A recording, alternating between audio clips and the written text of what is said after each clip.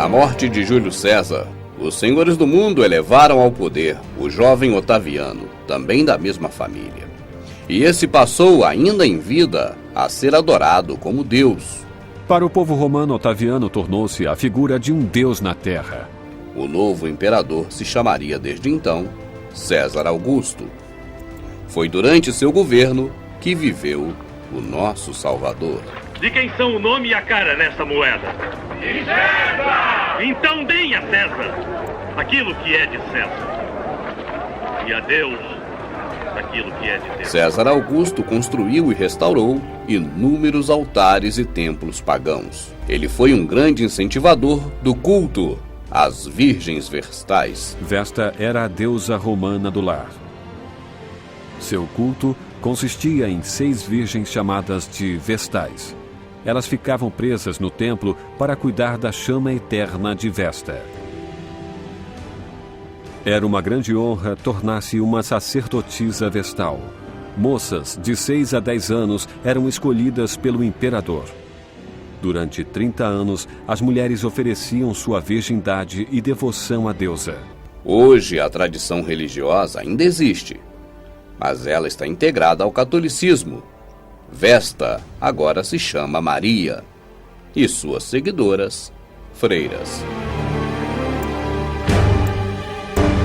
O imperador Tibério sucedeu César Augusto e foi sucedido por Calígula, um dos mais devassos dos imperadores. Calígula promoveu orgias e bacanais por todo o império. Fazia sexo a qualquer hora, em qualquer lugar, com sua própria irmã, com seus empregados, homens e até com animais. Calígula foi sucedido por Nero, que matou sua mãe, 2 esposas e seu irmão.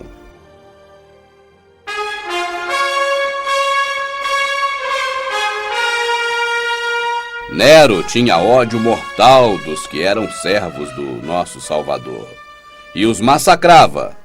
Jogavam nas arenas aos animais como um espetáculo macabro para a população. Incendiavam famílias inteiras.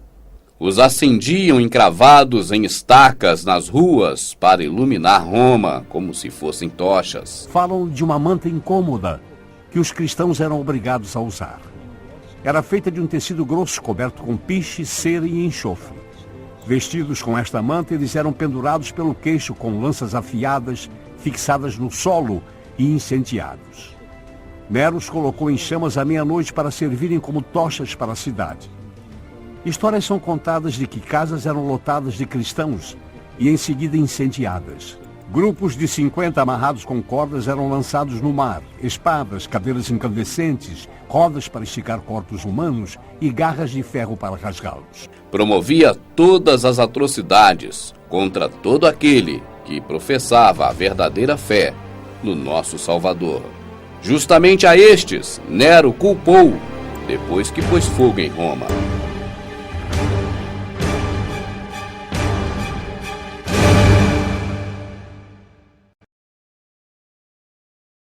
Aos 30 anos, o imperador Nero se suicidou, dizendo a famosa frase: "Estou morrendo e o mundo perderá um grande artista." Vespasiano foi o 9º imperador romano.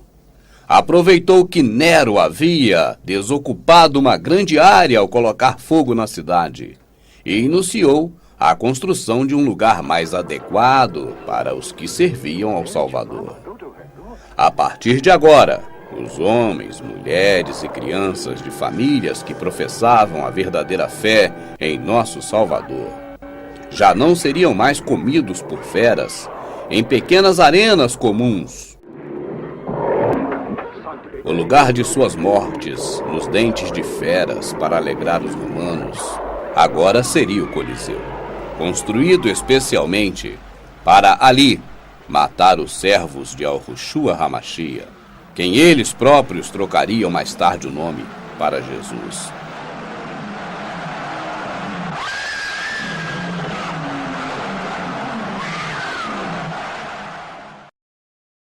Além do início da construção do Coliseu, Vespasiano edificou a maior quantidade de templos da história de Roma aos ídolos pagãos até aquela época. Seu filho, Tito, o sucedeu. Foi o 10º imperador de Roma. Tito terminou a construção do Coliseu, ergueu inúmeros templos pagãos e derrubou o Templo de Salomão em Jerusalém, cumprindo uma profecia do próprio Salvador. O pior crime em Roma naquele momento era crer em Yahushua HaMashiach, o nosso Salvador, o Messias. E exatamente esses eram os que faziam alegria e divertimento do povo romano. Ao meio-dia era o momento mais esperado, em que todos eles seriam jogados às feras selvagens. Havia talvez o que fosse o espetáculo mais horrendo de todos. A sessão do meio-dia, em que criminosos eram levados para a arena e simplesmente executados para a diversão do público.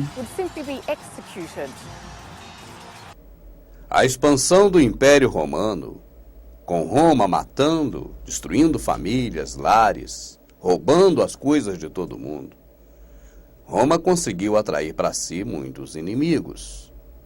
Muitos eram inimigos de Roma. Mas Roma só via um inimigo pela frente. E não era inimigo político. Para Roma, seu grande adversário era justamente os servos do nosso Salvador.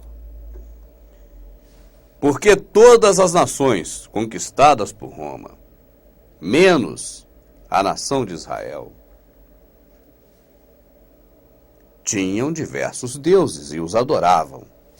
Com Israel era diferente. Havia passado pouco tempo atrás por aquela cidade um homem que havia promovido uma revolução nos ensinamentos das coisas do Criador, Yahushua HaMashiach. E esse homem havia convencido, com seu testemunho de vida, muitas pessoas de que deveriam seguir um verdadeiro Deus. Estes se tornavam os piores inimigos para Roma. E a esses que não eram militares, que não tinham armas para se defender, que não tinham como salvar as suas próprias vidas terrenas, Roma usava para divertir aqueles que estavam atolados até o fio do cabelo com as idolatrias. O mais absurdo, o mais triste disso, é que a história de lá para cá associa esses seguidores de Yahushua HaMashiach aos cristãos de Constantino, que nessa época ainda não existiam. Nós vamos chegar lá.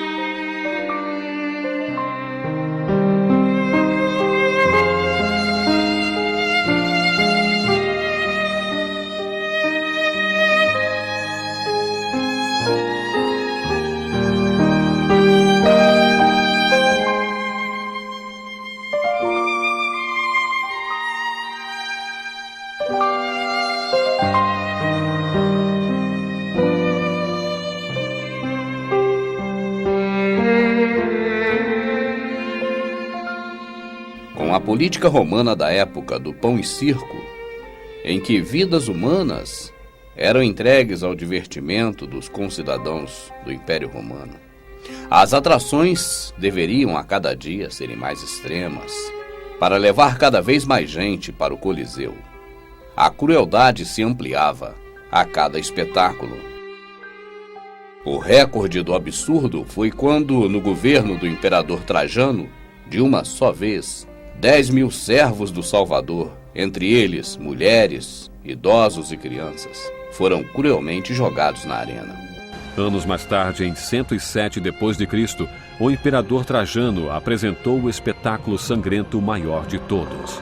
10.000 gladiadores e mais de 11.000 animais foram mortos brutalmente. Nerva foi o imperador que sucedeu Tito. Depois veio Domiciano e Trajano. Trajano se destacou por ser compreensivo com todos os tipos de cultos pagãos do grande império romano da época.